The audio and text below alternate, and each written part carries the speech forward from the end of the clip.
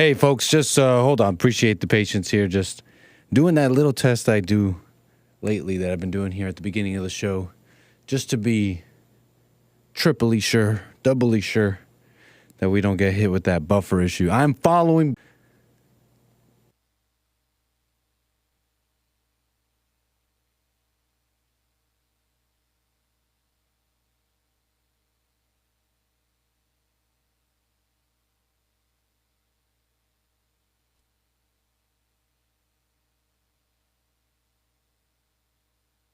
Excellent connection.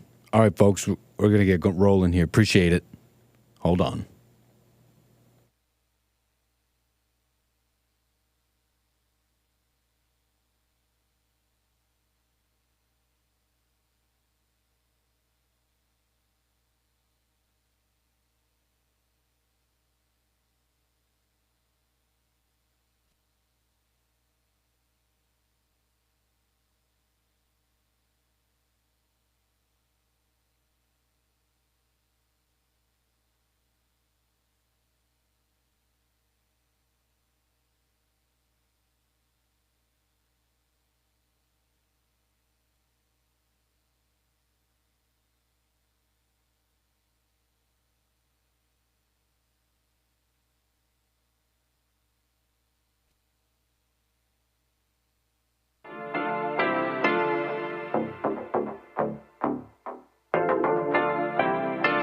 Isn't he Mexican? Colombian. He calls himself American. What is this? 𝒔𝒐𝒄𝒊𝒂𝒍𝒔. And in this corner, it's the American Anchor Baby. Daddy's home. That's an offensive term. People find that hurtful. You mean it's not politically correct? Excuse me. I'll use the word anchor baby. No, he's an anchor baby in Canada. Tell him we still rolling with Trump, too. Anchor baby, the whole thing sounds horrific. You're just making it sound like immigrants are these horrific, greedy people. Ustedes pueden aceptar mi negocio o aceptar las consecuencias. Plata o plomo. So you would be considered white, in my opinion. You're the blackest one in this room. I think so. And what happened was his mama got pregnant on the other side of the border. And then a few hours before, just before it was time for him to pop out, she jumped across the border and let him fall on America's soil. So he became the anchor baby. You don't call him the anchor baby for nothing. Amazing. We like this anchor baby, right?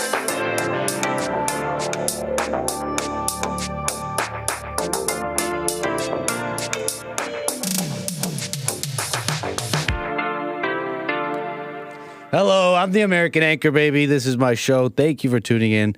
About to get rolling here. I see you guys coming into the chat. Appreciate that. On a fine Tuesday, we're going to get into some stuff. No one expected this one on their, what do they say when something happens in the year? On their bingo, on their 2024 bingo card. I told you about tunnels, dog. It's just a funny way to start the show if you haven't heard about these tunnels in New York. It's a funny way to start the show off here. Because I was telling you about tunnels. I was telling you all about tunnels recently. My viewers who've been watching, they know a little. They're tunnel experts, okay? Hey, what's up, Court? What's up, Spoiler, Mr. Pink, Delighted, Donnie Armour? Hey, everybody. How you doing? So we'll talk about that a little bit before I get into some other stuff I wanted to mention. Interesting things I noticed. And I got some examples for you on how people really have no idea how certain basic things kind of work.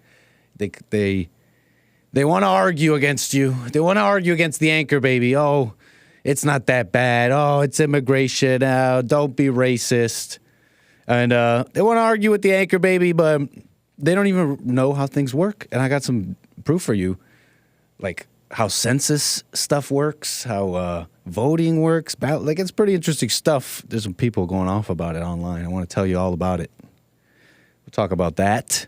I got some other things to get into. Look, you could call in, too. You talk about what you want to talk about. That's 1-888-775-3773. You could jump on the line there and talk with your host.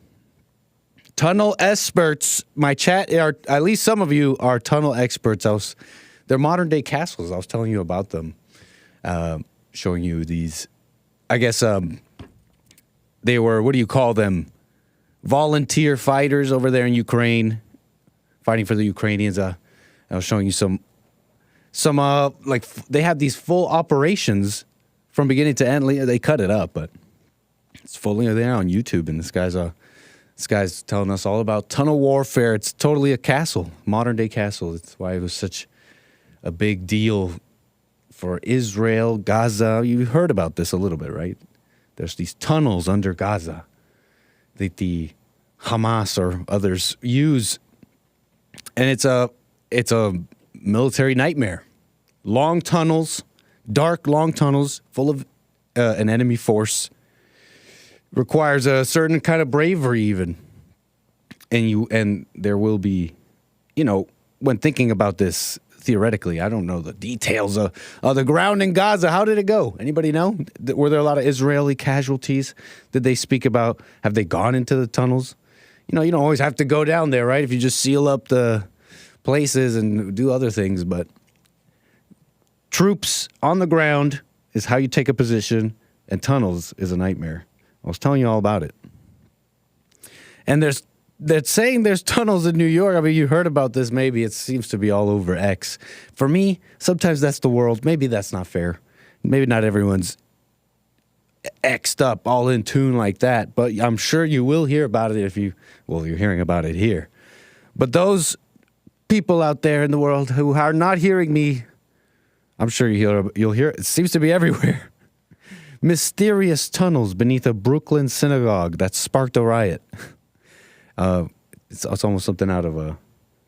It's something out of a. I don't know. It's a story. Hey, what's up, username? I see you in the chat. Hey, yeah, was that you who called Joel earlier? Right on. That was a nice call. I'm being rude. I heard some of it. I'm saying it's a nice call, but. I'm sure it was a nice call. Use name, yes. You said, I heard you were looking for me. Are you the Africa expert? Sorry to take a little tangent, folks. Just allow me to chat with use name for a second here. Are you the Africa expert? I was looking for the Africa expert, and I'm just playing around. I'm not being all sarcastic, but I have a little thing I found on Africa. Maybe you can enlighten us. Maybe I want you to tell us, are these people wrong? Maybe we can get into that later. But we're not talking about Africans. We're talking about these Semites. And we love the Semites. And inside their mysterious 50-foot-long bizarre tunnel under Brooklyn Synagogue. I mean, I don't know. I don't even know how to, tell you this. It's mostly funny to me. It seems strange. Video reveals the inside of a bizarre tunnel built by a group of young Hasidic Jewish men. Now, the story basically, it broke, and so the first reports we were getting is that they were trying to just expand. New York Post now seems to be full of details now, with some inner politics going on at this, what they call it, the Chabad, you say that. 𒒏💊💄𝒌𝒔𝒕𝒓𝒆𝒂𝒎 World Headquarters in Crown Heights. Okay? It's apparently a Jewish place of significance in New York, okay? Apparently some high-level meetings. I think video of Bibi Netanyahu. I'm just telling you info I know off the top here. I've heard already through this, about this story. And some politics, inner politics going on at this 𒒏💊💂💏 World Headquarters. They're saying a rogue members of this group have been building these tunnels for a number of months now. And what else is there to tell you? I'll just show you a little bit here. For those who are listening, I'm showing you images to the people. They got tunnels, man. I want to, people are saying this is strange and all that. But once you learn about the military might of a tunnel, you're going to want some for yourself, okay? Especially now hearing all these billionaires buying their bunkers over in Hawaii. They'll be protected. They're insulated, right? Insulated from the world. They'll be protected from war and famine, but they won't be protected from themselves. I know it sounds sarcastic, but it's true. I'm not doing that on purpose. Username says he knows a bit about Africa. Okay, I think it is the Africa expert. I feel like you were the one telling me that. I don't know. I was saying something about Africa, username, and you said, I got to call in. This guy doesn't know what he's talking about. Well, maybe, like I said, I'll show you what someone online is saying. But apologies. Another tangent there. I'll get back to that. But what else about the Jewish tunnels? I mean, I found the best so far that I've seen come out of this is this clip with this New York, I guess, NYPD officer. Where is these? Where are you? I'm looking for the video of this, I guess, New York officer. He's all like, hold on, let me get it for you. He's all like, this is, we don't do this in America. It was come on, give me the video, Twitter. I had it saved, but I guess I saved the wrong link. You guys know the story I'm talking about, though. He's like, we don't do this in America. He's like, yeah, we're going to clean this all up. Sorry, I don't know what to tell you. You guys got to go. And they started, according to the Daily Mail, rioting. At least 10 of them were arrested. Ran into the tunnels to stop them from sealing it up, basically. Arrested. Yeah. I guess I don't have that video of the New York officer there, but this is basically the same vibe, okay? I don't have that video, but this little clip from Sopranos that's going viral, it's kind of the same vibe of the clip, okay? And I forget if this clip swears. My apologies. I think there is one swear. Okay, wait. I'm supposed to unmute this. And it's basically the same energy from the Sopranos video here. You guys know the Sopranos, right?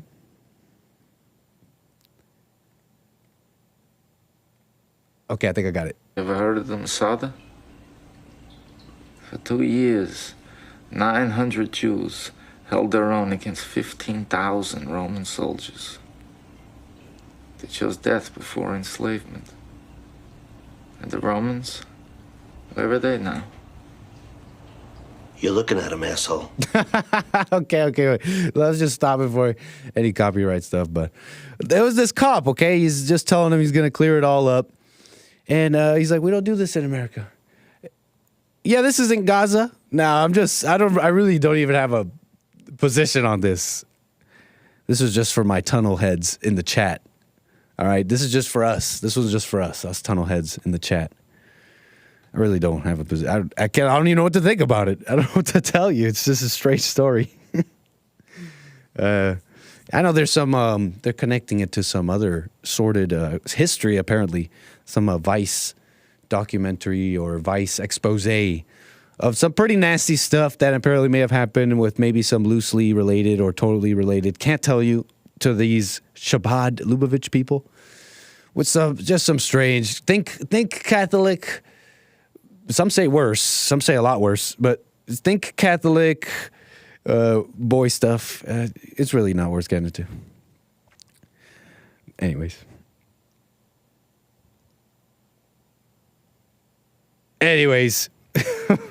The tunnels are the way to Zion.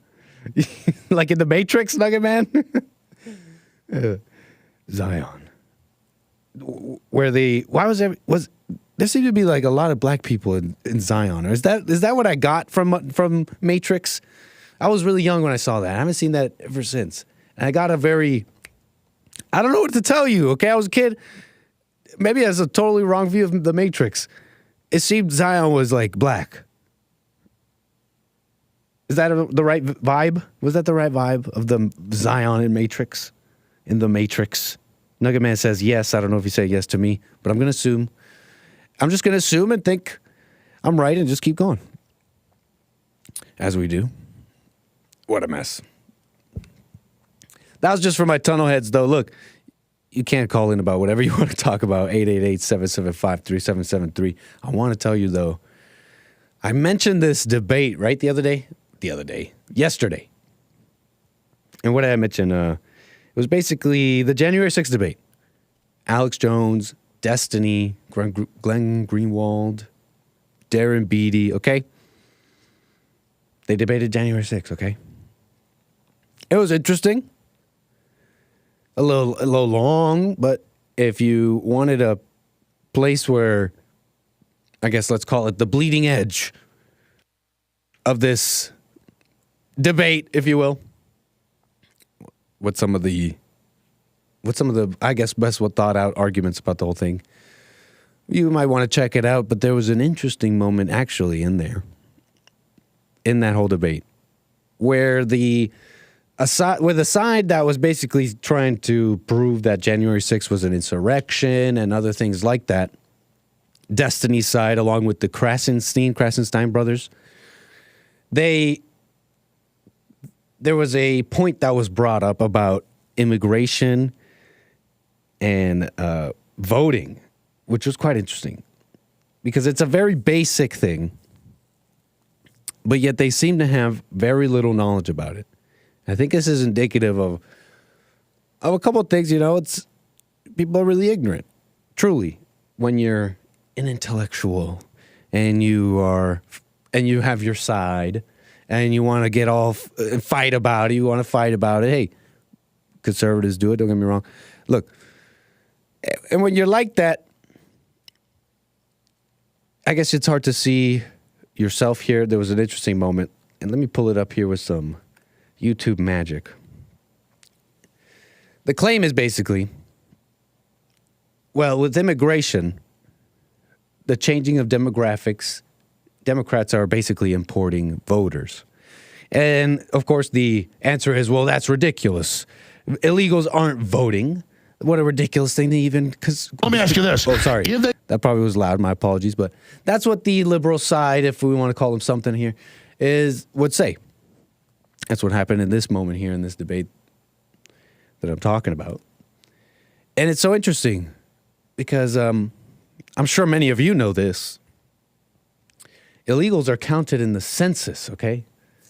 And the way the country works is there's more power, to put it simply, going to a state that has more population. It's really that simple. So here's that. I think I found this little moment here because the liberal side is just incredulous. I mean, illegals don't vote. What are you talking about? See if we can they get bring in, which they've done, 10 million illegal aliens the last 3 years, and then that gives them, with the congressional seats in the census, more Democrat seats in the Congress. Is that undocumented aliens?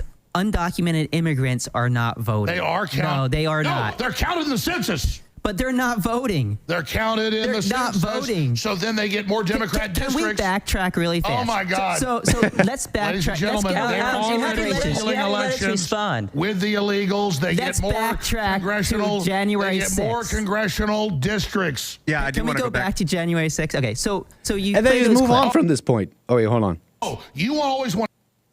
Alex still got the fire in him. Let's let him finish. It wasn't an insurrection. I came here to debate and then January as soon as 6th, I not bring up the immigration. real insurrection, you can't handle it. I'm not here to debate immigration. Yeah, talk to me, Brian. Okay. And so they just totally move on from this point. It doesn't really get settled. It gets corrected. It's a kind of a pretty basic point that you got to pretty much agree on the facts here if you're going to argue this thing at all, right? And that's just a simple fact. It doesn't really get corrected until like 40 minutes later. It gets brought up again. Might as well watch that part 2. I think with the illegal alien... okay, let's back this up. Informants on the ground. I think one of the ladies in the Proud Boy was an informant. So she was on the ground. She didn't go into the Capitol building, I don't believe. Is this volume of the video okay? I'm confident it is. I'm looking at some levels here. But, let me know. Okay, this moment, second time census. On the ground. She didn't go into the Capitol building, I don't believe. The problem is with what Alex does is he pushes these conspiracy theories, these ideas that illegal aliens were voting. There's no evidence of that. I think the illegal alien voting thing is what's happening is they're coming in and then they're being counted in the census, which then adds more electoral votes. Okay. It gives more congressional districts. Okay. That's fair. That might be happening. I haven't There are indictments all over the country. They're not voting. Indictments of illegals everywhere voting. Got them again. Hit them hard. They're not voting. They're not voting. Alex said he was saying during this debate that the viewers on X, they're gonna go and clip this up and they're gonna bring the proof. And well, I guess maybe I'm not exactly doing that, but I'm kind of doing that on X, Alex. Maybe don't yell so much, man. But it was a good debate. People were annoyed by Alex. I wasn't so much. He grows on you. Okay, you just gotta let him work. You gotta let him cook. Maybe he's gotta let some of his debate partners cook sometimes a little bit. Like interrupt them, my friend. Don't interrupt your friends beside you. But anyways, not important. Not important. Alex Jones, look, where was I? People don't know this. It's simple thing here. We gotta all agree on to really discuss this, don't you think? And I think it's indicative of how I guess a lot of people think. I'm sure you can take this and reflect on yourself and where you're doing that. But we're talking about these liberals here, and they don't even know sometimes that the country's not going to survive this. Okay, you can't let illegals vote. That doesn't work. Whether it's by being counted in the census and bringing in a large amount of people to change up the makeup of and dilute the power of the people already there, it's just wrong. So there's a fine debate. I'm sure you could check it out yourself. But it's crazy. Don't you? It's almost like you're left almost speechless. Don't you agree? Like you almost left speechless. That you can have multiple hours can go by and someone can still be just sitting there thinking that, like they're so, like that's not happening at the border. That's not happening in the country. Oh man, it's like degenerated, demoralized, stupid. It's exactly where most people got to be for this to work out. And so some people online, Elon Musk one, in fact, he has a lot of eyes on what he does. So significant when he's taking positions sometimes here. It gets conversation going, at least, if we're going to talk about something. Elon Musk and others pointing out similar things here, pointing out just how uneducated, what can we call it, demoralized people are. We're talking about similar things here, okay? Voting, electorates, in this exchange on X.com. Elon posts a video.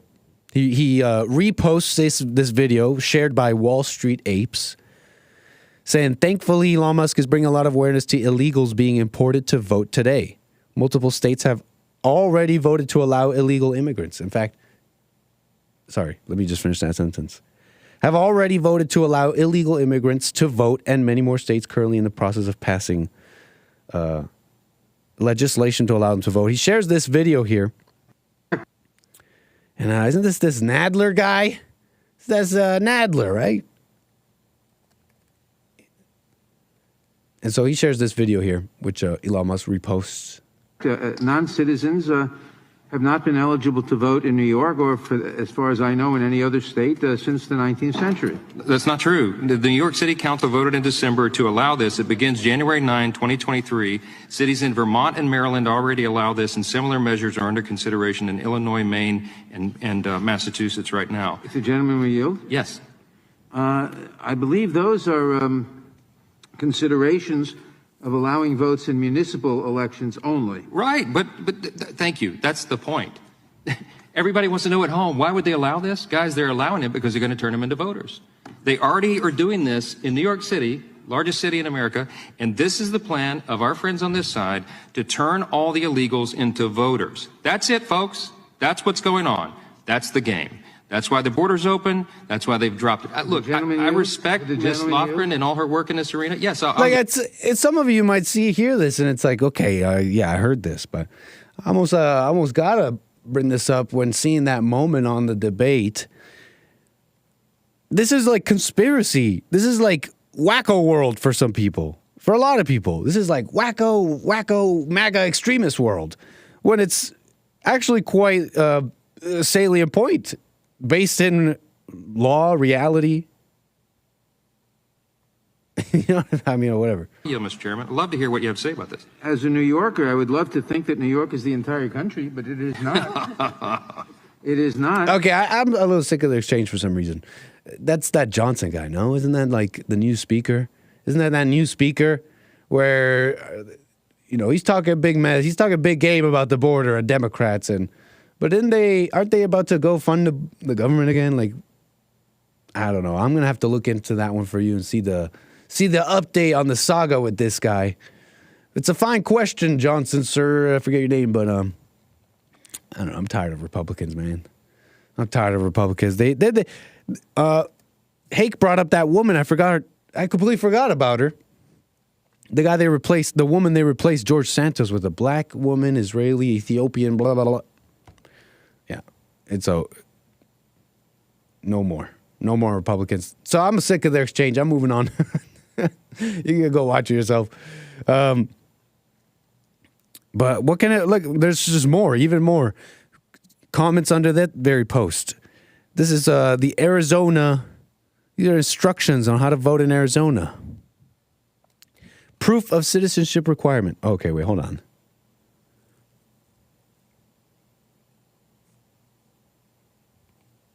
I don't know if this guy's just... Sometimes people just post images, you know what I mean? And it's like unconfirmed.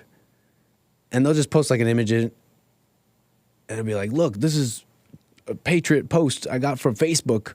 And I'm telling you, but I don't think this is too crazy, to be honest. It says here, basically, to be eligible to vote, you must submit proof of citizenship. But if you can't, if you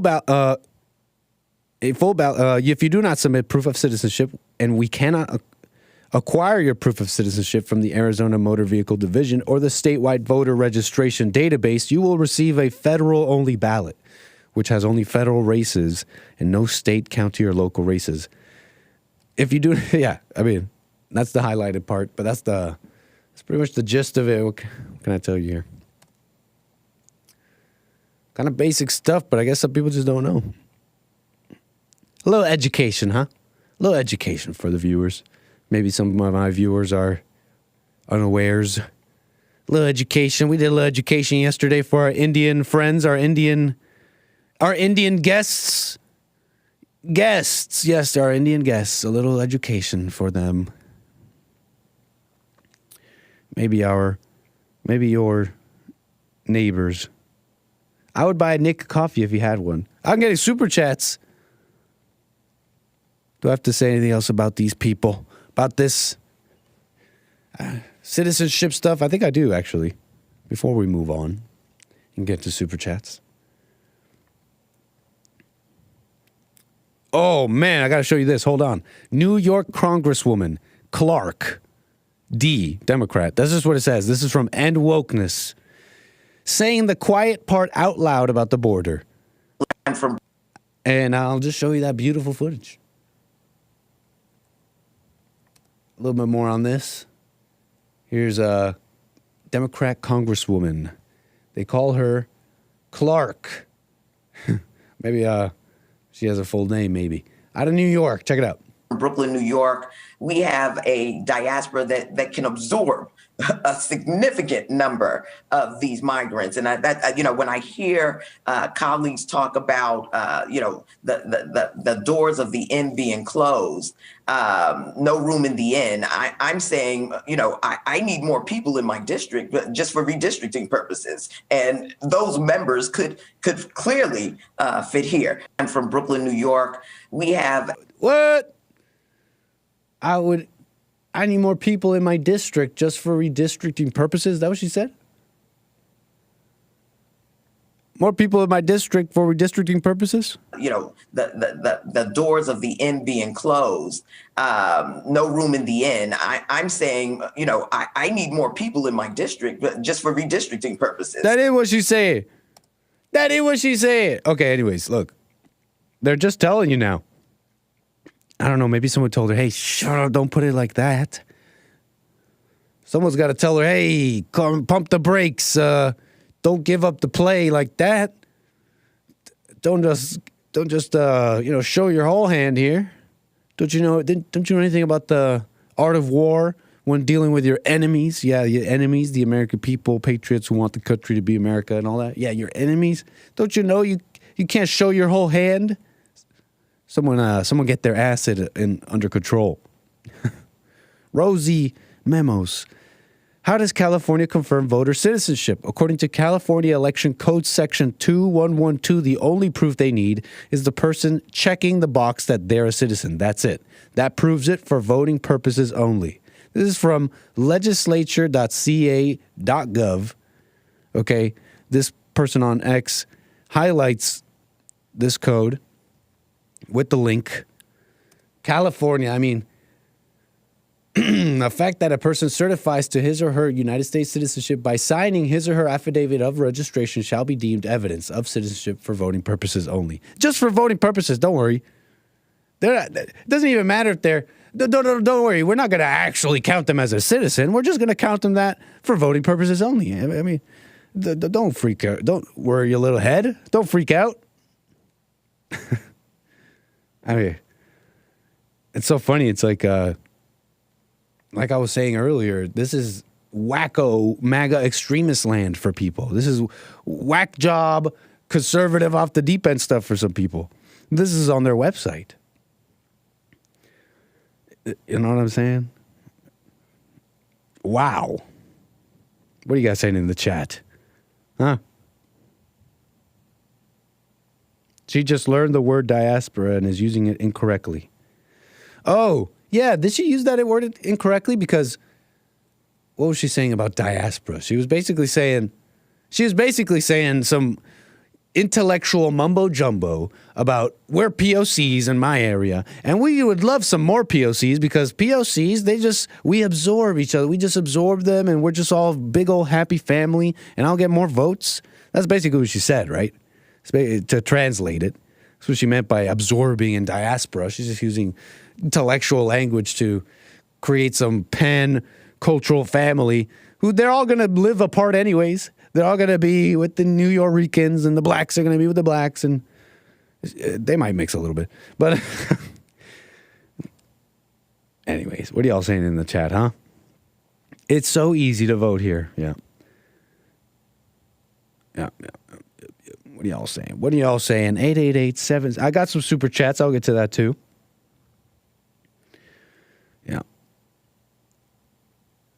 What do you mean, Hake? Trying to correct which one? Who was trying to correct? No, maybe I shouldn't even get into that. Anyways, I got a super chat here from Hake coming in strong with the super chat. Thank you. Says, start a buy me a coffee, by the way. Okay, dang. I didn't know people really wanted me. I see other people saying, start a buy me a coffee. Hake writes, heard Destiny versus Rekieta. Oh, Rekieta Law? Wasn't he on the Fallen State? Heard Destiny versus Rekieta a couple minutes on fake electors who allegedly signed something that was false/fraudulent. I could see making errors in a scramble trying to correct a wrong, not commit a wrong. Yeah, I think I'm following. Yeah. It's totally they were there to uphold had my conversation with Mays. Tell me if I'm wrong or if I totally misunderstood you there, James. But it's like my conversation with Mays yesterday. They were there to uphold the Constitution. What in Trump's mind, whatever may have happened, whatever he was advised about, whatever is true or not, which I believe he was in his right from what I could tell. In his mind, that's all he's thought.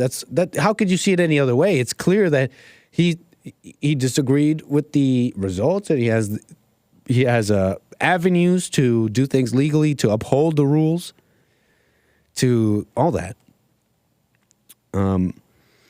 Fake electors who allegedly signed something that was false. I could see making errors in a scramble trying to correct a wrong, not commit a wrong.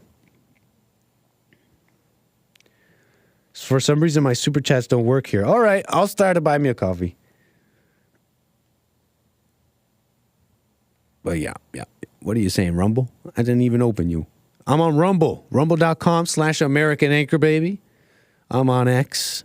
Gorgonzola on X. D Live. What's up, D Live? I'm back. On D Live. Anyways. Hey, what's up, DJ 2020? That's it, I guess.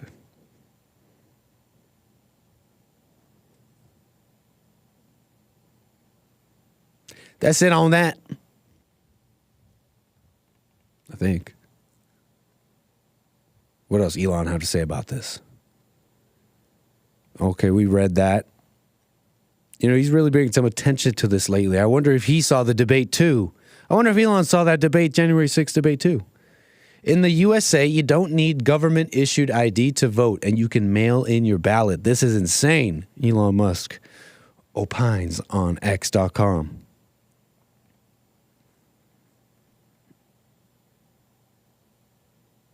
Incentives matter.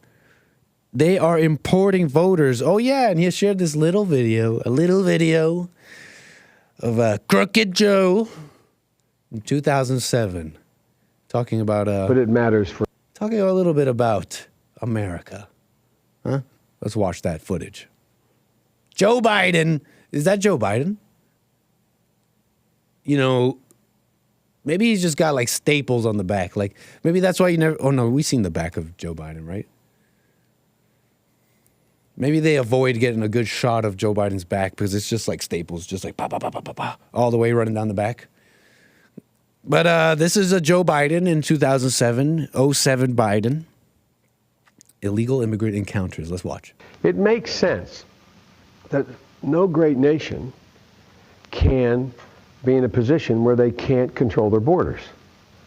It matters how you control your borders, not just for immigration, but it matters for drugs, terror, a whole range of other things. So that's the first sort of truism. The second truism is that this nation is such that people in the country should have the first opportunity to be able to have jobs that pay well and have jobs that are decent, and that after that, the second crack goes to what we may need from other parts of the world or any other input. We have to. We have to. And I had been arguing for, when I'm back in my days as chairman of the Judiciary Committee and straight through as the leader of the Foreign Relations Committee, I've been arguing for the need to put more protection at our borders. Oh, Dave, this is a long clip. All right, Joe. I got you, man. You make it sense to me. Go, Joe. Right? Some stuff there. I think that was just not a controversial thing at some point. From what I could tell, now I don't know, but from clips and some stuff I see before I was paying attention to politics and all this, it seems like that was not a controversial thing. A lot of things that are controversial today, in fact, pretty recently, became that way. But it wasn't very controversial to say you can't have illegals voting. You can't have this open border. It seemed like Democrats, Nick, ride it with Biden now. I don't know if that's the same Biden. I'm talking inside, spiritually, okay? Some of you are talking about body doubles. I'm just saying, I don't know if that's the same Biden. But maybe not even spiritually. He's probably the same spiritually, but, mentally. You know what I'm saying. He's not saying that. He's not saying that anymore. No, not a doppelganger. No, not a shapeshifter. Just a little bit of staple work and money, brainwashing and money, and I don't know, hardened heart for your fellow Americans, for self-enrichment. Clip that, America.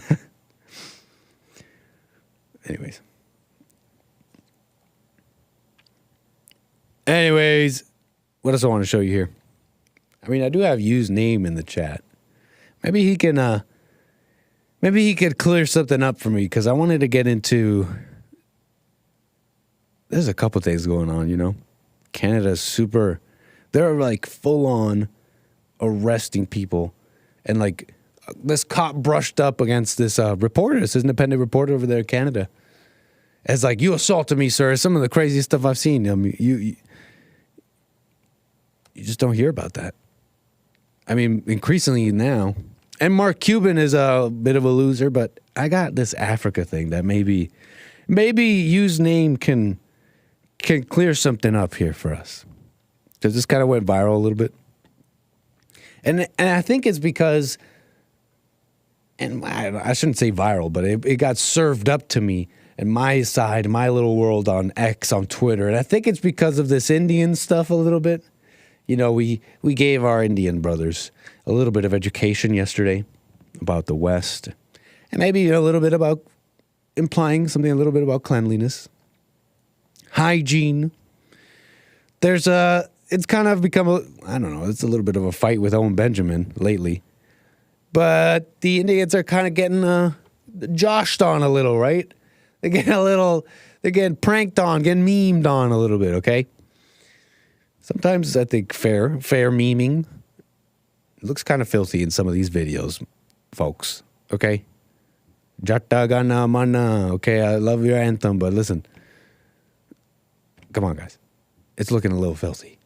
And so there's some videos going viral. The jokes, even the Africans are now taking pot shots at the Indians, making little parodies on TikTok, they say. But anyways, use name. Is this true about Africa? There was this thread that kind of became a little popular due to, I think, a little bit of what I told you. They're calling it the African Mindset Master Thread. Okay, it comes along with a little video. How do I kick this off? We'll kick it off with this little video where this man, a Congolese man, is speaking with a Chinese contractor. Can't tell you. It's from I believe a documentary maybe called Empire of Dust.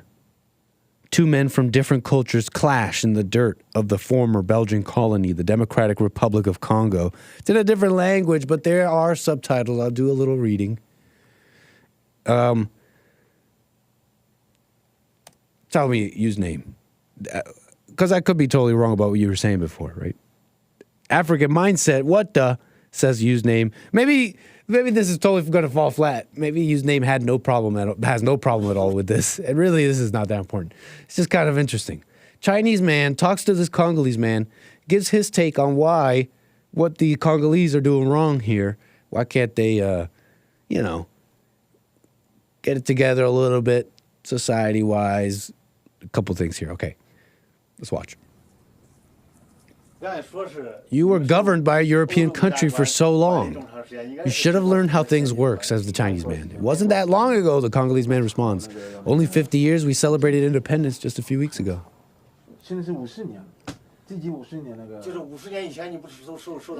Up until then, you were under colonial rule. Experience should be passed on. Only that way you can develop. You went backwards instead of forwards. Look at your railways, technology from the 30s. We didn't even have it in China back then. Look at the railroads and the mines. The cable lines are all effed up. I can't bear to see that. You neglected the things others had left you. What's more, you completely destroyed them. He's speaking clean Mandarin, says username. Clean. And he might be taking this. That might be the face I make when someone says something about me. That's the, he's just taking it in, okay? It will take generations to put things right, he says. And he makes some commentary about the Congolese, with regards to money, that as soon as they get it, they spend it. On payday, they go party. They'd rather drink than save. They don't think ahead, right? Like just do a little saving, etc. He goes on and just makes some comments about the money. And I'm just kind of like, it was an interesting thread a little bit. Kind of just also live reacting. Reminds you a little bit about Didn't Booker T say something interesting about the blacks who were enslaved in America and how they learned some skills? They were able to learn some skills that really helped them. And I think even Booker T thought it should have, if it was up to him, maybe history would have gone a different way, in that the blacks would have, I think, tell me if I'm wrong, maybe I'm wrong, something about, the blacks became very skilled under slavery, and they could be even further have their place in working alongside with the white man, etc., and stuff like that. Kind of reminds me a little bit about that. And these assumptions, I guess, we have about culture and life. Like the assumptions with immigration. It's just assumed, I guess. I'm going to stop right there. I might be buffering. Hold on. Before I finish my point. I may be buffering. Hold on, folks. My apologies. I see your calls coming in. 888-775-3773.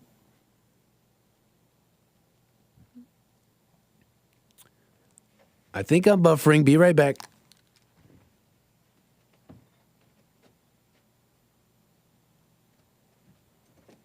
Is it buffering?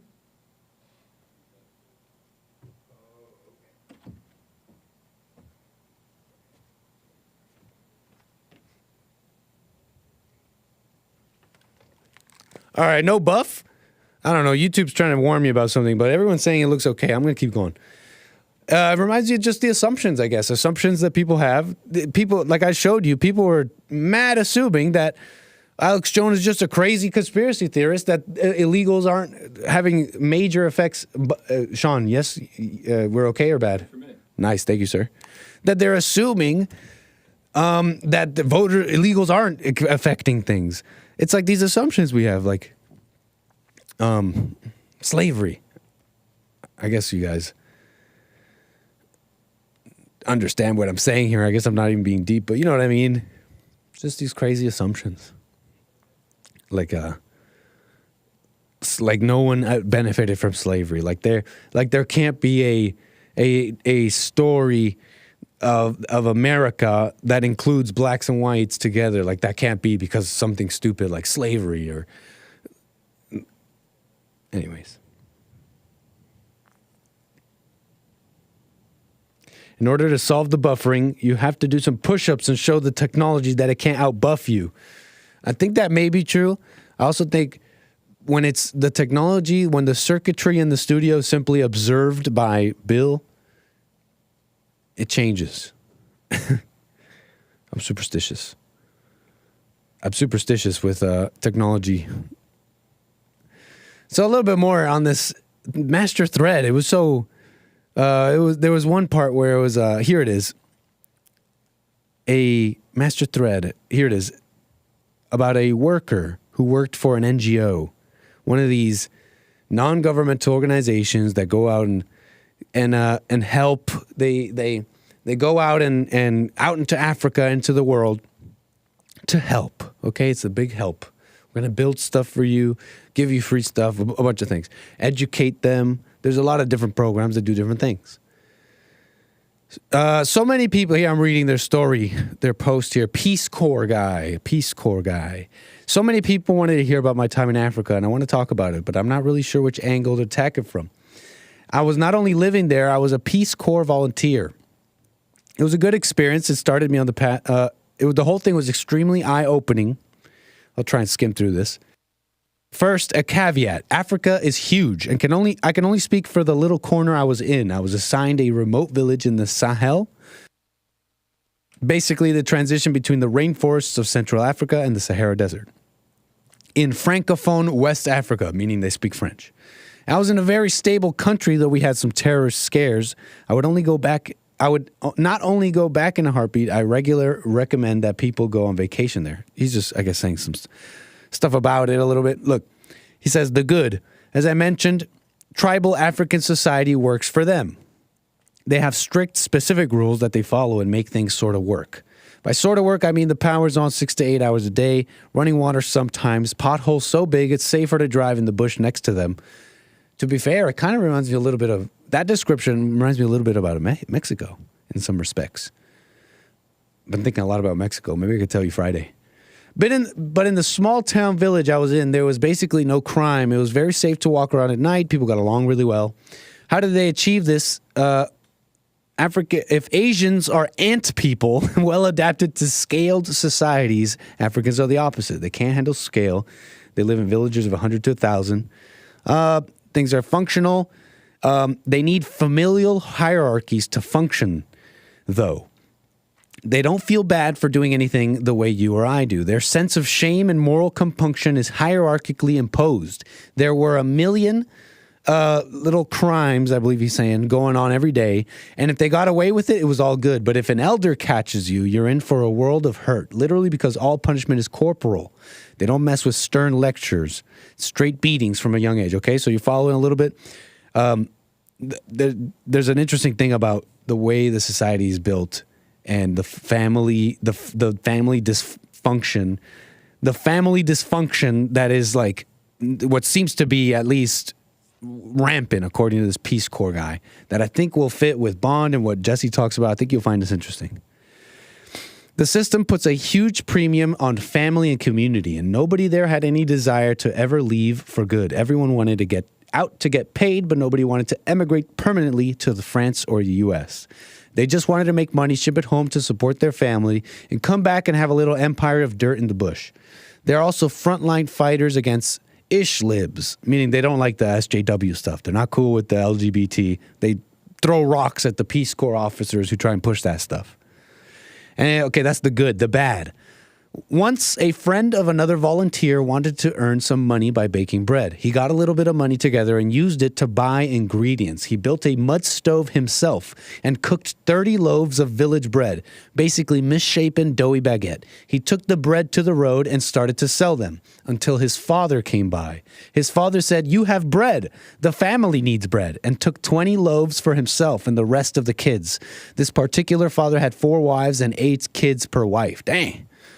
Our enterprising African friend was left bankrupt. He lost his entire initial investment and never made bread again. This is the basic story of Africa. Communalism gone insane. It is completely unthinkable to refuse a demand of an elder or a family member for money or food. People hide any small money they have because if anyone knew they had it, there would be a line around the corner asking for loans and favors. And they would be honor-bound for whatever to say yes. I told my friends over and over to say no. Each time they politely explained that it was impossible. The whole system is built to pull down to the lowest common denominator, and that's how evil families are. That's the evil in the home that Jesse talks about, if you really think about it. It really is the same in the whole entire world. It truly is. Africa got a mama problem. Okay, and it's like out of control communalism crap. Africans are all about face and presentation, to the point of self-ruin. We're talking about people for whom buying a couple of vegetables has a huge impact on their bottom line. He's talking about this family he spent time with. They would buy all these vegetables that nobody ate, bitter, okra, and other vegetables that the family they're eating didn't like. They would just rather have the rice without the veggies, these particular veggies. So he goes on to explain, saving money, these are people for whom buying a couple of vegetables has a huge impact on their bottom line. Saving money is basically impossible. People who planned well, saved money, and invested were not lauded or emulated, just dismissed as flukes. Received the blessing of Allah. Actually, Africans probably took, this is just as a person's opinion here, Africans probably took to Islam, by the way. Islam's pretty big in some parts of Africa. They took to Islam like flies to Ish because in Islam, everything flows directly from God. It is a religion that gives people permission to believe that everything is out of their hands, which they believe anyway. I mean, it's an interesting comment there, don't you think? Some food for thought on things out of your hand. But maybe taking the joke too far. But you see kind of the connection here? It's like I'm sure maybe even this person doesn't quite make the connection, but with what we know here, they got a big family problem. It's a huge dysfunction, even with a mother and father in the home. It's just like this seemingly dysfunction of the family over there as well. Isn't that interesting?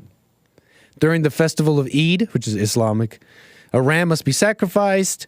Okay, so yeah, he goes on to describe other things. This is an interesting thread here. What else to say about this?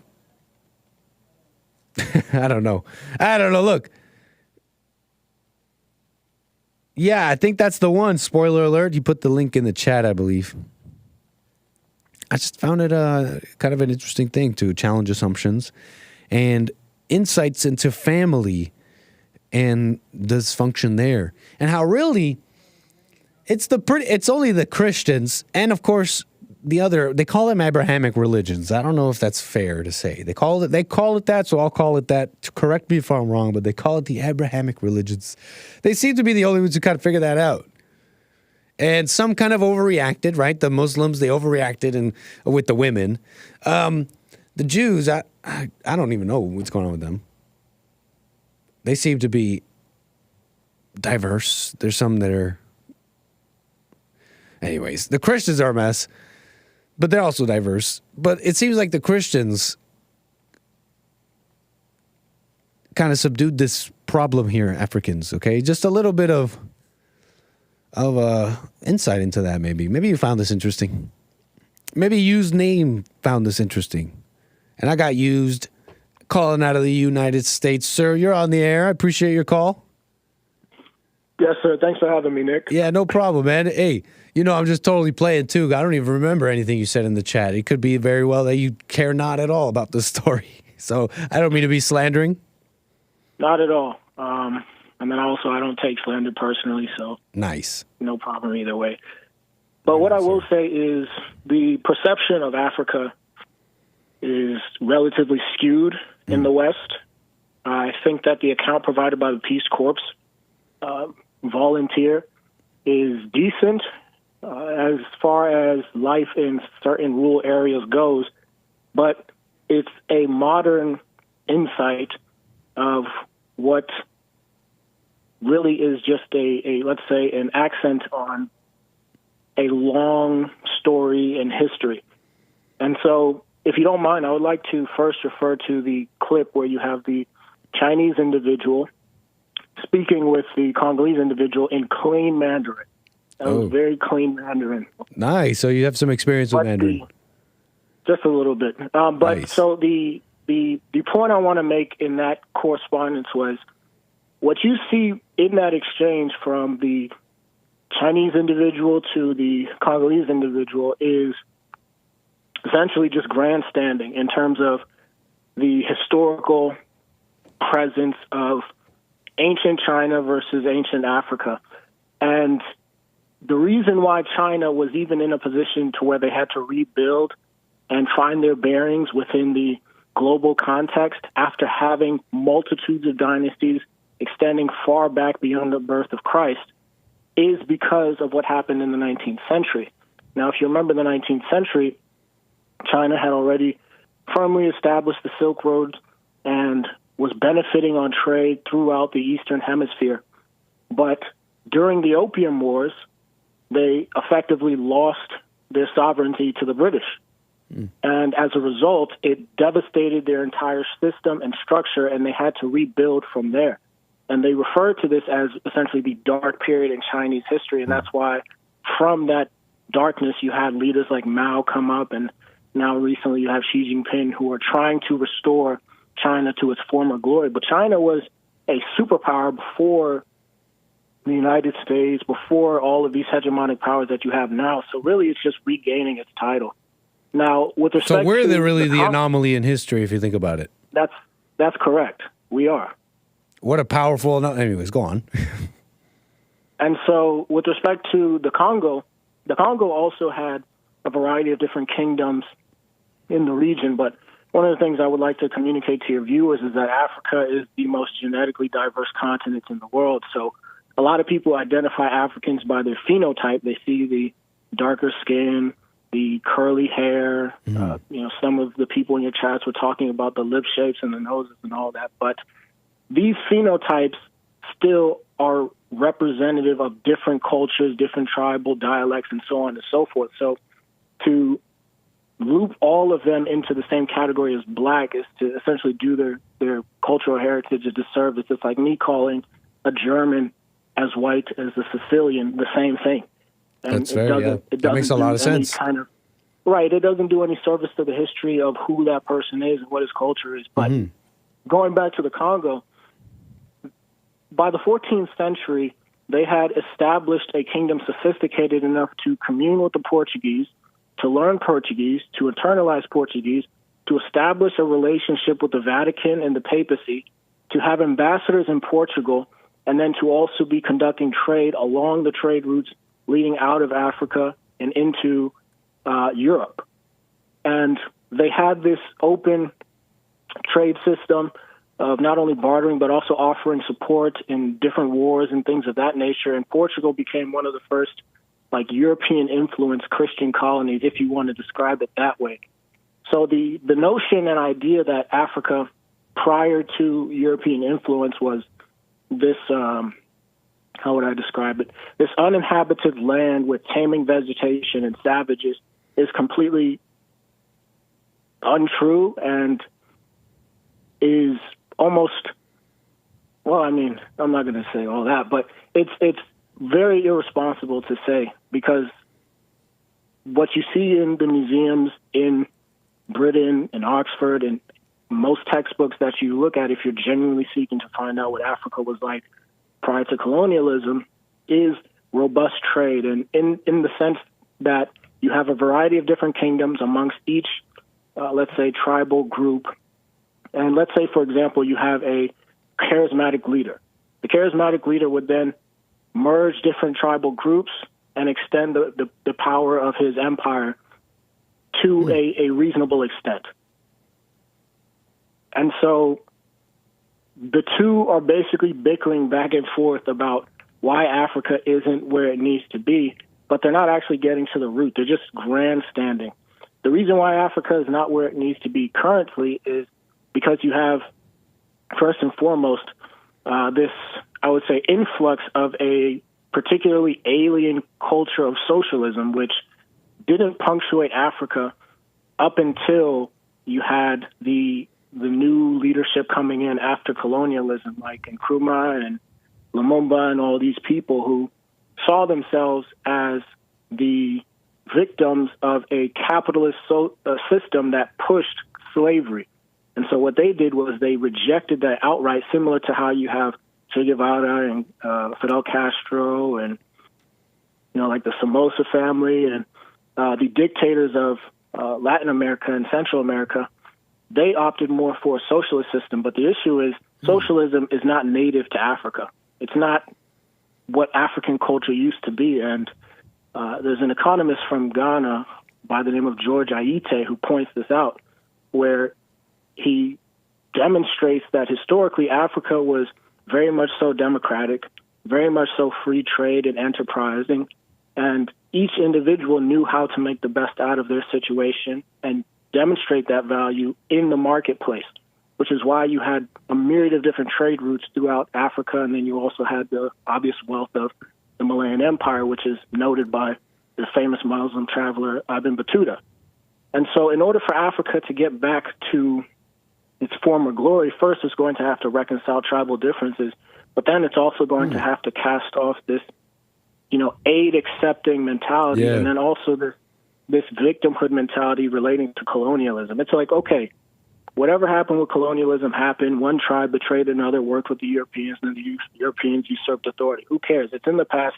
You still have the resources. You still have the ingenuity. You still have the means in order to make things work. And now what you're seeing with my generation is a group of African entrepreneurs who are doing just that, starting with fintech. This is very interesting. I knew you knew a little something about that. I really appreciate that. Fascinating, actually. There's plenty I didn't know, but there's plenty that I was connecting with what I somewhat know about history and kind of filled in the blanks in some things. It's super interesting, man. Thank you. On that, I guess out of what's a couple of questions that just arise for me out of that, so then in your opinion, why do you think the Congolese allowed their infrastructure to fall to disrepair once they gained their sovereignty in that way? Oh, interesting. Well, the Congolese are a very, very interesting example. They just happen to. So let's say, for example, you had Wakanda. If any real African country were to be Wakanda, it would be Congo, because Congo has some of the most important heavy minerals and metals that are needed in order to power most of our electronics. And then also they have important minerals and metals that are used in nuclear weapons. And so in order to get those materials and metals at a reasonable price, what you see a lot of in the Congo are coup d'etats, military sieges. And so you have this perpetual state of civil unrest. And you know, in any situation, if you have perpetual civil unrest, there is no time for anybody to have the peace of mind to build, to innovate, to establish infrastructure, or anything like that. And the reason why I said grandstanding in describing the Chinese individual was because China had a period of peace after everything that happened with the Opium Wars, where they were able to rebuild themselves. The Congo has simply not had that. And I don't want to get into too much detail, but what I will say is Stanford just released a web series where a student was looking at some of these documents that were, I believe, recently released by the National Archives on a FOIA request. And there was a statement made by former President Eisenhower where, when he was looking at Patrice Lumumba and what he was doing within the Congo, he said in a meeting, almost sort of offhand, that, oh, this guy needs to die. And then Patrice Lumumba ended up being killed. And then when you look at the person who came after Patrice Lumumba, Mobutu, he was more receptive to, schmoozing with people who wanted to take advantage of the Congo's resources and things of that nature, but he didn't have the same infrastructural insight that Lumumba had or Nkrumah had or any of these guys did. And so a lot of what I see happening in Africa is not only part of the fault of Africa, and that falls squarely on the shoulders of the leaders and the citizens. They have to mobilize and stand up for themselves, but it's also partly due to Western interest in Africa, and now you're starting to see Eastern interest in Africa through China, Russia, and so on and so forth. Damn, man, you're super knowledgeable on this stuff. Super interesting. Some food for thought a little bit. But you know what? To cut through some of this a little bit, to just cut through some of this a little bit is for myself and my viewers, I don't know if that quite answers why the Congolese allowed things to fall in disrepair, because in this case, nothing's in their way, right? They're sovereign. They have the skills and the insight and everything you said that they have, but yet the things fell into disrepair. It's things to consider, though, huh? Everything you said. Well, yeah, okay. So the quick and simple answer is they haven't had the political stability in order to do that reliably. So let's say, for example, you are building your show, Nick, but if every week something new arises that you have to briefly abandon your show, or that puts into jeopardy your plans for the show, and you never are able to set a specific plan on how you want to do things, or even get into a routine, then you can sort of understand what the situation is within the Congo, because one of the things that you see within the Congo is just this history of coup d'etats, this history of civil unrest. You have the Congo, and now you have the Democratic Republic of Congo. And so you have this schism even within the Congo in order to create further disarray and political unrest. And so all of these different things create a very tenable environment for economic growth and development in the people. And that's why you see that situation in the Congo to where they can't build roads, they can't do anything like that unless, let's say, the Peace Corps has an interest in it, or the United Nations has an interest in it, or the Chinese have an interest in it, because they're the ones who are going to come and implement that infrastructure. But if the Congo was unmolested, they would be able to do these things, because travelers were going to the Congo. Like I said, the Portuguese were traveling and remarking on. Yeah, you make a point on that makes me think about it. It makes me think about this. I forget what it was. It's like this sci-fi book. And it was about this very advanced society. They would go around different planets. But they had like a collection of planets that all joined this federation, okay? And they all lived this pretty decent life. But it was against the law to go to a planet that had not advanced enough to kind of set that up for themselves. It was against the law. It was evil, because they wouldn't be able to it just didn't work. I forget the whole thing, but it kind of reminds me of it. Makes me think about that a little bit. What do you think about leaving them alone? Well, that's impossible, because they're just simply not going to do that. And I think you see an example of that with Evo Morales in Bolivia, where there was a coup d'etat attempt even within Bolivia. And if you don't know about Evo Morales, he's essentially the people's champion in Bolivia. He's an indigenous president, I believe one of the first indigenous presidents. And he's very stringent when it comes to protecting the interest of Bolivia, specifically when you look at lithium.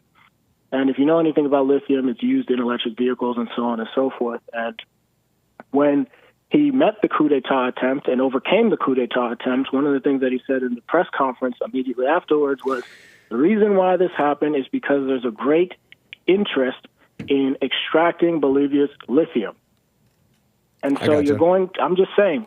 I got you a little bit on that. Can we move a little faster here? Sure, no thank you, man. Appreciate your call. We'll just run through this quick here. Thoughts, I guess just to finish this off, why don't they shake off the influence of these people you're saying that are molesting them to the point that they can't, have enough economic growth? Why can't they shake? It makes me think of a little bit about that story the Peace Corps officer said, where the guy tried to sell some bread. If he really wanted to, it's more obviously you understand that under this, if we understand ourselves a little bit, we would understand we have the same thing with our own families. But he can't shake that off. This identity where you gotta give the bread to your dad, even if it's gonna bankrupt you. But if he really, really wanted to do something better for himself and his family, he could have said no to his father. I wonder how much of that is going on. If they could just shake, you're saying if they could just shake off the influence of China, America, everybody meddling. Well, I wonder if they really wanted to, I wonder what's in the way here. Just a comment I wanted to make. I wanted to ask you one question just to move quick here, man. Sorry. Go ahead.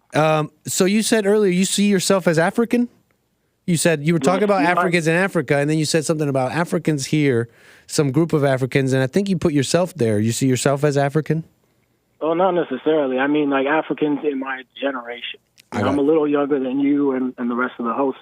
But when you look at the conversations they're having, and let's say I've gone to university with some of them, you look at some of the things they're focused on and working on, they're very enterprising. They want to make a change, they want to make a difference, and they're starting to organize amongst themselves to figure out what they can do so that by the time they reach power politically or economically, they all have the understanding of what the problem is and how they can basically toss off the shackles of bad leadership and bad governance. Thank you, man. Well, appreciate your call, Used. Any last thing you want to say before we move on? So with regards to the mommy mentality, I think one of the things that is very important to note is that in the Gulag archipelago, Jordan Peterson, Alexander Solzhenitsyn talks about how in extreme poverty, people do things that you wouldn't normally think are rational to do.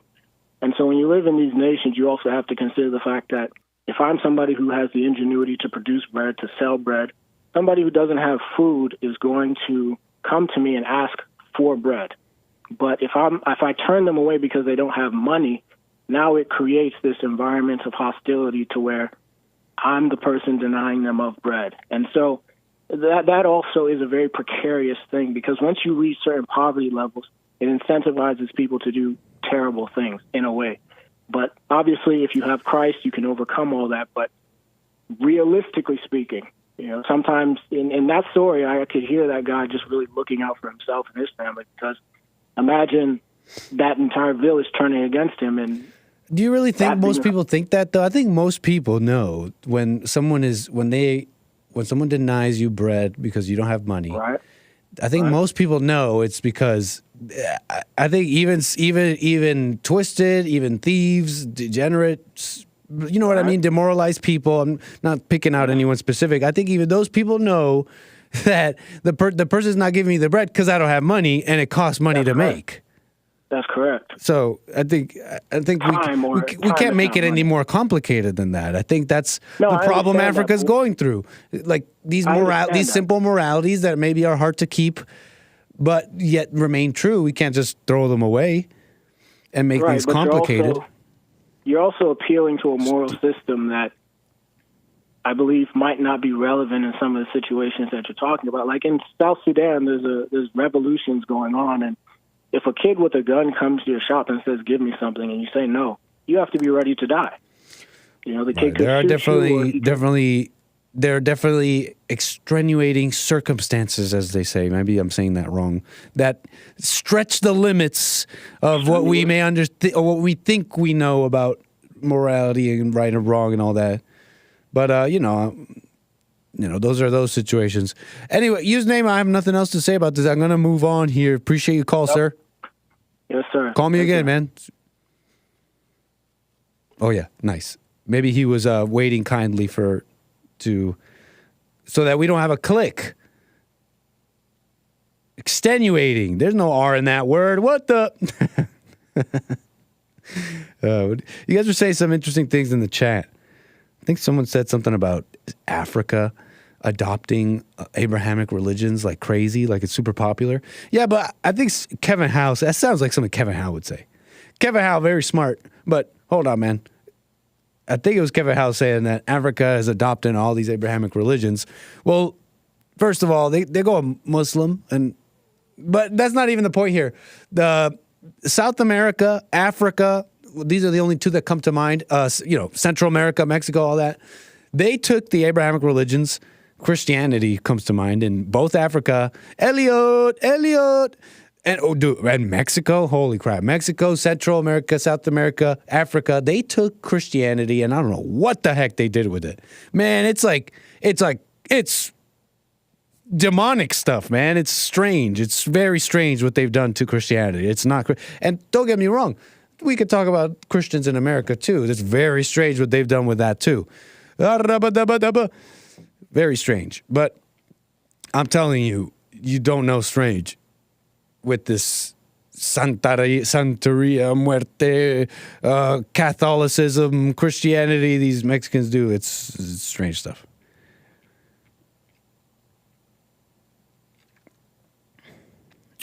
Yeah. So I wouldn't call it the same thing, Kevin Howe. Yes, we'll call that click courtesy. That was some good click courtesy. Thank you, used. Anyways. You guys were saying other interesting things. Hold on. What were you saying in the chat? You know you can chat in my chat for those listening. Jessica with the super chat earlier, thank you for that. Says best flights on this side of heaven. We'll have a flight, okay? I swear. Don't do what I just did, folks. Let your yeses be yes, your no's be no. And Thomas from Michigan to be loud and clear for us today. Hey, Thomas, you're on the air. Hey, Nick, how's it going? All is well, no complaints. Good to hear, and Happy New Year. I was Thank you, going man. to call you, but I forgot. I apologize for that. No problem, man, no problem. Yep. I do want to start with a question. What is the most dangerous form of war? Most dangerous form of war. Most dangerous form of war. It is the war of the mind. You know, I'm sounding ridiculous while saying that, but I believe that. I believe that. Yep, that is true. For real? But, yeah. The war of the mind. It is the perception that changes reality, at least how we perceive reality. Oh, see, I wasn't even thinking of the way you put it. That's interesting. I was thinking like information war, but Yep. I'm following you though. Yeah, go ahead. Keep going. Yep. But I wanted to talk about a little bit about immigration. Sure. In fact, the largest empire, the Roman Empire, was actually taken down by immigration. Okay, I've heard a little bit about this. Yep. Yeah. So, in fact, it was taken down by Christian. Christian invaded the Roman Empire through immigration, and from within, it literally destroyed the Roman Empire. In fact, within 28 years, they have the Roman Emperor decapitated. By the Visigoths? Yes, sir. Wow. See, I know like the end of the story, but I heard it's like worse than just the Goths and stuff. Yep. So when you bring in a bunch of people that literally disagrees with the current administration, one that has a different let's say, a different religion, a different race, and a completely different, let's say, racial and religious background. It will never work. So a nation can be conquered without firing a single bullet, and it's done through immigration. Throughout history, a lot of nations has actually realized that going to war, a physical war with cannons and bullets, is not as effective as changing the demography. Wow. And that's why the tactics of war has changed. So instead of occupation, they actually introduce the people into the local population. And then when they start mixing, maybe decades from now, you can see the nation slowly falls, and the nation is no longer a nation when it loses its people. What a mess. Yep. Truly. You were saying something about, what were you saying about mixing and that the differences between people is going to cause issues? You said something like that? Yep. So when you have a difference in, let's say, political difference, right, you will never reconcile. And you not only that you cannot reconcile, you shouldn't reconcile with a foreign population. It happens. Or a foreign wife. You're so right. That you picked up. You know what I'm talking about, right? Yep. So what? Go on. During the I want to ask you something. During the early years of American independence, the American administration was really careful with who they brought in through immigration, and they were very specific. They only wanted the British and the French. Mm-hmm. They did not want the Germans. They did not want the Dutch and many other countries. Only because, this is not because of race, because they're all considered white. I got you. Yeah, it's easier to couple. Mm-hmm. It makes sense. Listen, they did not. Oh, sorry. Go ahead. Oh, yeah, no, go ahead. I wanted to ask you, out of curiosity, because I was having a conversation with my friend about this, coupling, race mixing, and similar things. I wanted to ask you, are you from where you say it says here you're from Michigan. Is that where you're from originally? No, I'm not. I'm actually from, let's just say I'm from. Yeah, don't put out information if you don't want to. Yep. But if you could tell us where you're from. Let's just say Asia. Cool. Oh, okay, cool. Then we can leave it at that, no problem. I wanted to ask because of my friend who was telling me he's from Colombia, and I was just we were just getting into the conversation, and I was just wondering from where you're from if how regional does it get? Because for example, with Colombia, there's these people who live on the coast. They call them costeños. They call them from Santander, which is like their state or department. And these people are darker. They have this African and Arabic immigration influence. And mixing a person from the coast of Colombia with someone who's more in the center, a paisa, some people see that as race mixing. Meanwhile, I was just wondering. It's just out of curiosity, but you don't have to tell us anything about how Asia gets for you. Right on, sir. Interesting stuff, man. Anything else you want to say before we move the wheels here? Nope. It's just that we cannot reconcile, and we should not reconcile with foreign population. Right on, man. And that's what they should be. And that's what my bad. Go on. Nation. Right on, man. Makes sense. It should be kind guests and be appreciative. I mean, what more do you want? What more would you need in life? You're set up for a good life if you are appreciative and all that. Right on, sir. Thomas, call me again. Yes, sir. Just one last point. Go ahead. Just like we are Christians, we love the sinner, but we do not accept the sin. Fair enough, man. Fair enough. All right. All right, Thomas, Amen. call me again. Call me again, sir. Yes, sir. Cool. He's using taquito on you, Nick. Is that supposed to be like Mexican taquilla? Taquito. I heard y'all allowed to taquito us. Now I heard y'all allowed to taquito us, and I don't think that's nice. Taquilla, taquito, I don't know.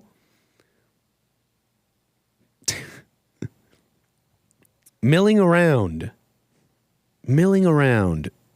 Milling around is the activity one engages in when one engages in no activity at all, and in an egregiously aimless form. Is particularly common among third worlders. You may see them in groups just doing nothing. Milling about. A spotter's guide. A spotter's guide on milling about. Shout out to the Millers. Hope y'all are listening to the show. Milling about and listening to the show. Let's go. All right, folks. What are y'all saying in the chat before we move on here? On what? Shall we say final topic? What are we going to get into here? I did have something here to show you. Hey, D-Live. What's up, D-Live? I'm back. How y'all? Lemons. Lemons and ice creams. Delicious. Thank you so much.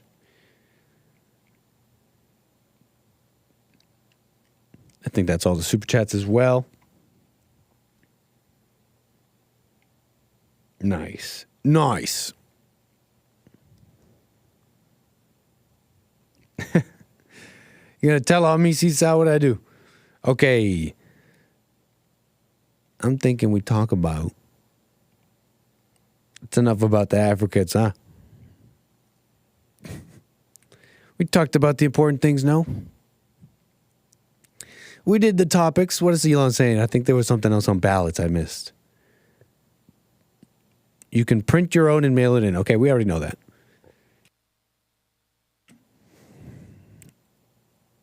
We already know that, Elon Musk. Thank you. I mean, what else? What else? I mean, there's the NGO roots. I don't think the roots. I don't think. I don't know if anyone's mentioned these since we're mentioning Africa and all that. I guess. I know I said we'll move on. NGOs are facilitating illegal immigration to the U.S., like the International Committee Red Cross, providing maps and information about traveling to the southern border. All right. So, okay, they got the NGOs. We know this. You know what? Actually, we will move on.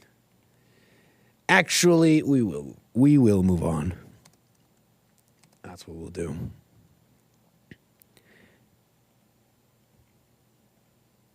Amazing. Oh, might as well show you this. Last bit of the show here. Nick wants to talk about. Nick, I want to hear about shopping mall aliens and sewer tunnel Jews. Kevin Allen wants to talk about the real stuff. I want to hear about shopping mall. I heard, yeah, so what's up with the shopping mall? I don't really care too much. Shopping mall aliens. Come on. That was just some Twitter account who had no shame in just full on misinformation. It's just a full on misinformation account. Like they took a video from the mall and then they just said, look, there was aliens, reports of aliens, and made it sound really like official. Imagine what you could do if you had no fear of misinformation and putting out bad info. You just do whatever you want. Wish I could just say whatever.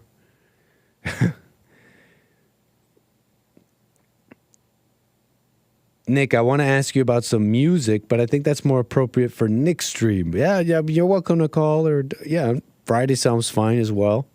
If you want to, maybe we'll leave it Friday. If you want to ask specifically, like, oh, what was that song, and what was that song you played?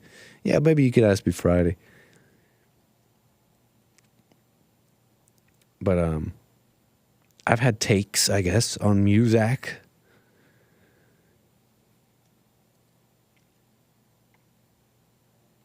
Oh, yeah, so I was going to show you this. Body cam footage. Okay. We're talking with, we're dealing with cops. We're dealing with something in America, okay? Harrowing video shows cop shooting 11-year-old boy who called 911. There is video. I will show you. Because it really isn't too graphic. You see what happens, though. But it's really not graphic. Mississippi. It's just like one of those like kind of crazy situations here. That just so happens to intersect a couple of different, I guess, should we say, ways society sees things, if I could be strange in my language. Harrowing body cam footage has been released of the moment an officer shot a Mississippi boy who had called 911 after his mother's irate ex-boyfriend showed up at their home. The incident happened in the early hours of May 20 after 11-year-old Adrian Murray called cops to alert them of this domestic dispute. What's crazy is how everybody in this video handles this situation here. This boy ends up being shot. So, let me show you. We'll show you the footage here in a second. Check this out. This is them. This is the cop. What seems to be the mother here and the boy who called 911. Cop on the left. So, black cop, black family. You guys hear about this, by the way? Seems like it happened in May. It said May 20, right? Video seems to have just come out. New York Post is reporting on it. Doesn't seem like it was a story anybody heard about. Nobody up in arms. 11-year-old boy shot. Wondering if you guys have heard of this. I'm willing to bet no. But we'll watch the footage here. Yeah, he does get shot. You don't really see it though, so just so you know. You better come on out. Come out, ma'am. And I'm just a little shocked at how everyone here acted. Mostly this mother. And the boy. Let's watch. You better come on out. Come out, ma'am. Does he have any weapons? Step out. Come on out. Go that way. Step out. Go. Come out, sir. Don't make us come in. Look, go. You need to move. Get from behind me. Go on out there. Where is he at? I just was trying to tell her. She told me to move. Police, you got any weapons? You better put them down. Oh my God! Oh my God! You see, not the kid, she says. No, not the. Medstat. We need meds. Not the kids, she says. Okay. I mean, can we get a blood curdling scream from the mother? I mean, no, I'm just joking. But I mean, you saw how he just ran out. What's going on here? The thing is, we didn't hear anything about it, too. Nobody up in arms. Black officer and a black... it makes you think how often this happens. How common this is. It's just interactions between police and people. Things go wrong. Normally, it should just be a whatever story. Other than, like, I don't know, maybe rampant black crime or something like that. Maybe that might be another point. But besides anything like that, it should be just like a bad situation. But hold on, what's with this? Is this bad home training? Who runs out like that? I think this mom wanted her kid to get shot. This is slander, pure slander, and just a joke, comedy. I don't know what she's thinking. Let me just be clear for my viewers who are listening. But you wouldn't say, hey, don't run. My son is in here, by the way, officer.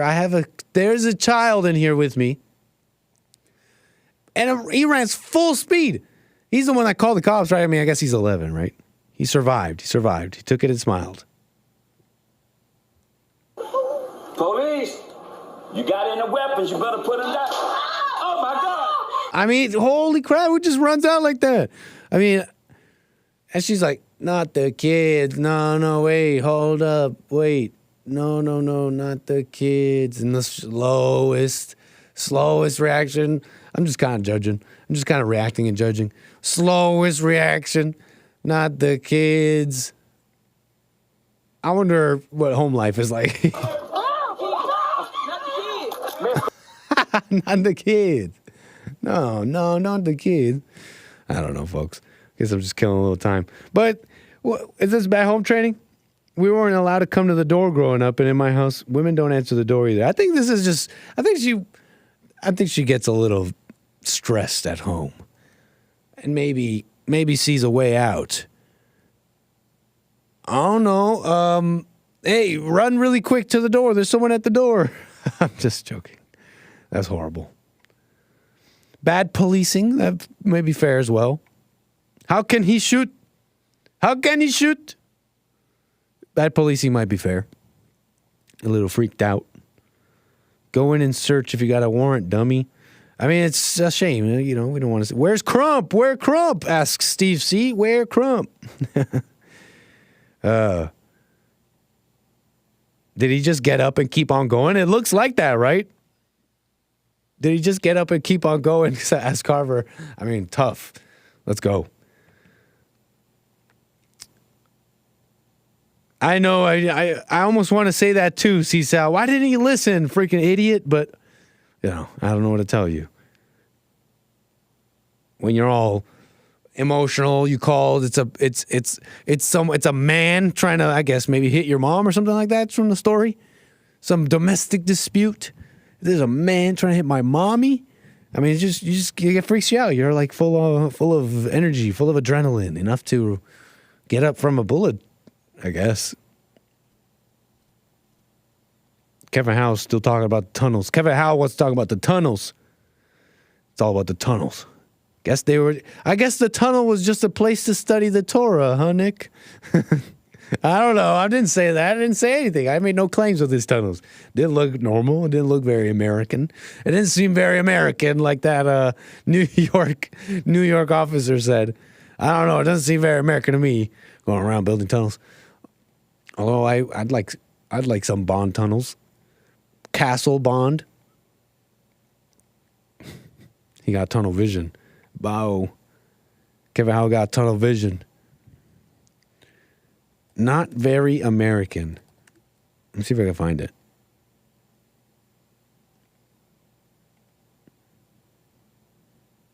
Oh, I think I got it from someone very special in the chat.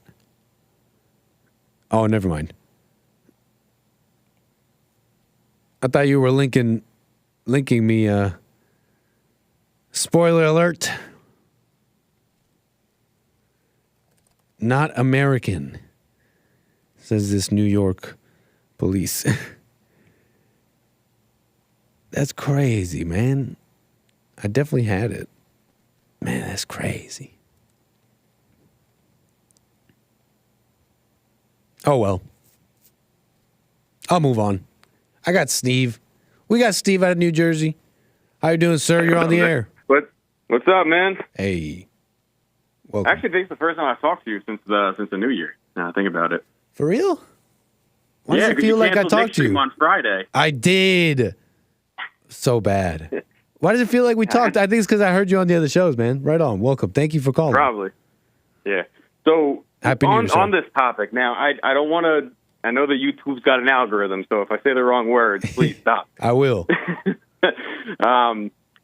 So a little context before I ask my question, just because to make it a little clearer, because it's been a year since I would say people have been talking about, people have been exposing the truth to the JQ question. Oh, I gotcha. Stuff. But do you think, kind of like with all the conspiracy theories that you've seen in your lifetime, like the 9/11 one, the weapons of mass destruction one, do you think we're kind of entering a new territory now where this may become a new grift? And in which way? Because this is why I see it. This is my context of the question, because we're in a day and age now where it's like we have influencers, and they're making money off of pushing out truth and information and news and politics and stories, and so people kind of become beholden to an image. And what I'm saying is now that people are focusing more on the push the Talmud, push the story, push the tunnels. We're on it, boys. Like we almost got it, but neglecting that could possibly just be them using this to push themselves. And it just makes me wonder, like, is it becoming like a new grift? And I'm kind of seeing it on social media with a few people I've been talking about in the past week. And who would be if that makes any sense? I'm following you somewhere. You've seen lately in the conservative world online, maybe not just conservative, people talking more about Jewish topics to do with the Jews, especially conspiratorial ones. just to give it a name, I've seen it too, and so you're commenting on that. I'm following you. Right. You said what'd you say? You said because I do bring it up, not to cut you off, because you made a comment yesterday, and this is why I want to ask you about it, because you said that you think it's cowardly for people to just focus on these like large ticket items. I guess to say like Cat Williams, I think it was, that was calling out all the men in dresses and all this stuff. That at some point, like I do think it's just becoming, people are using it in the wrong ways. Like, do you think truth can be used in the wrong ways? I guess it's a simpler question. I honestly think that most people have a sense of a sort of societal sense, a sort of like sense on how to test the water temperature, if the water's fine, okay? And I don't think it's controversial or far-fetched to say that people paying attention online have seen the temperature of the water change, and it's like, okay, I can maybe talk about Jews in a certain way, and it might get you views, et cetera, et cetera. You might be able to talk about this or that thing. I was really not even saying anything about Cat Williams. I never did see the interview. I still haven't. I just noticed that the people are latching on to some parts of his interview where he mentioned Illuminati, for example. And I noticed that I think you could be quite courageous saying just the simple truth. And I think that's why people don't say the simple truth and instead say things like get into conspiracies or numerology and I don't know. Some other force made me watch porn. That's what, you know what I mean? They degenerated me. So he's following me somewhat here. It's like the Miami aliens, they're coming up out of the ground because Marines are bombing the tunnels. It's a little easier to say that. Hungry. I think it's a little too easy to say that, and it gets a little bit easier, I think, when the culture changes a bit. I mean, I like to maybe. I also don't want to just make blanket statements at times because there are real things to say about Jews and about anybody. And I'd rather just deal with real stuff if someone's talking about something real. If someone comes to me and tells me, Nick, look, there's this real thing going on with the government and influence and blah, blah. Okay, well, that's something real. Nick, Jews made everybody watch porn. It's like blaming, hate, and victim, lies and BS that's not going to help anyone. And this could take all sorts of flavors and different things. You know what I mean? Yeah. I agree with you because the more, like the past couple of weeks, I've really been paying attention to when I'm talking to friends or just anybody in general about any of this kind of stuff, like news stories, the JQ thing, the evil in general. And what I'm realizing is, wow, one, I actually really don't know that much. And from that, where I'm realizing is even when I'm saying stuff to people, it's like I see it. Like I was using it at sometimes to be the edgy kid that's like, let's talk about the Jews, huh? Or let's talk about this.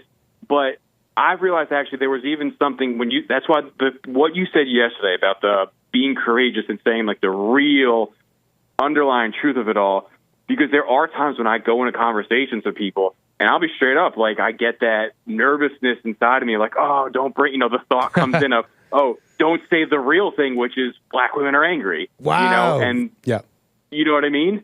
Right. No, the thing I'm afraid, right. When I'm talking to people, I don't know about other people, but I'm not saying that, hey, people who talk about flat earth or the kosher tax or whatever, that you don't get banned or canceled in some way. I understand. But look, the kosher tax isn't ruining the family.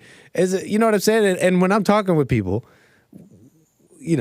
there's a time and place for all things. You can go around preaching, but if there's a topic or something when I'm talking to someone that I find a little bit more fear to even bring up than others, it's stuff like racism isn't real, anger is evil, women in the home, right? It's not other stuff. I can talk about Illuminati, whatever. It's like the easiest thing in the world.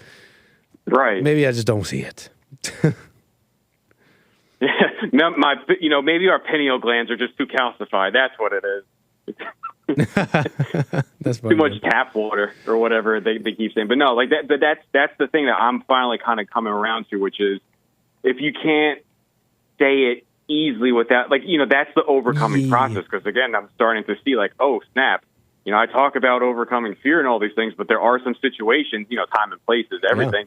But just being able to say the real truth from a spiritual sense, not from a knowledge sense, there is a gravity to it. And that's why I got to give you all what you guys are doing on the Bond Network, so much props, because it does take courage to say that. It's all the other stuff. I agree with you. It's easy. It's very easy. Yeah, man. Yeah, man. I just, yeah. Just hopefully we have the wisdom to be in the right moment in time and I guess be courageous enough to speak up. Because I'm shocked at times how people are receptive. There are people out there looking for stuff, man. There are people out there, they're looking for it, and we have kind of a little bit of a responsibility, especially if there's something we really see for ourselves. And, there's families, there's people I see, families. I'm not saying you got to go around saving your family, but it's like, you know the truth, like, the thoughts are lies, and you don't even mention it once. You don't even say it one time. Like you got to forgive, and you went and forgave and everything, and you don't even say it one time to your family. And then, move on and let it all be where it should be, because you're not supposed to be saving people, but you know what I mean? Yeah, can I ask you one last question? Because I know you're about to end the show. No problem. Because you brought up responsibility, and this is something I'm trying to get more clarity on, I guess you could say, and you might be able to help me with this, which is when you do say the truth, do you always or should you always have a responsibility to the person who you're saying it to? I mean, when you're in a group of people, it's kind of hard. But like you were just saying, when you go to your family, and we have this responsibility to at least mention it to them. But then don't you have to be strong enough in the responsibility to handle guiding them through that if they start to ask questions, or even if you can't help guide somebody through it, do you just omit yourself from saying it anyway? Oh, I don't know. I don't think we should even think like that, because it almost shows a little bit of lack of faith. God showed you, and he's walked you through it. Yeah, you had your questions, and sometimes you got to ask Jesse, maybe sometimes. But you see, even in your questions to Jesse, you don't always even, you know what I mean? You see it for yourself in different ways, and not always. What I'm trying to say is that even the response you get from people isn't necessarily what you were looking for, but somewhere within that, you discover something. And I think people can do that in their own lives. I don't think you should feel that kind of responsibility. Just leave it simple like this. If they have a question, let them ask you. And if you can answer it, you answer it. You're not guiding them. They're responsible for them. God's got them. God's working on them the way they're working on you. Have a little faith. And, but if they have a question, be willing to answer. And if you don't know, you don't know. And I think it should just be that simple. Because you're just telling them what you discovered. You're just doing the same thing. It's just questions, answers. If you don't got them, you got them. If you got them, you got them. And we're just helping point the right way. And it should be just simple. Simple. Yeah, I get you on that. That makes a lot more sense and makes it a little clearer for me. Yeah. Right on, man. Well, sir, I'm going to end the show here, and I appreciate your call. Super interesting. Call me again. Hey, thanks again, man. Appreciate it. Right on, sir. Nice click courtesy. All right, folks, that's the show. Got more American Anchor Baby tomorrow. We got, what do we got? Wednesday. You know how it goes. Manhood Wednesdays, all day Wednesday. I don't know. I don't see any men up in arms wanting a whole day like the ladies on Monday. But we're tough. We are fine with an hour. I wonder if we'll show priority to mail calls on the JLP Wednesdays. I'm not trying to throw a wrench here. I'm not sour. Okay? You're sour. I'm not sour. You're pressed. I'm not pressed. Okay. That's enough from me, folks. See you tomorrow. Let me just say bye. Bye. See ya. See you around. Oh, Lil Nick too. He's gonna say bye-bye.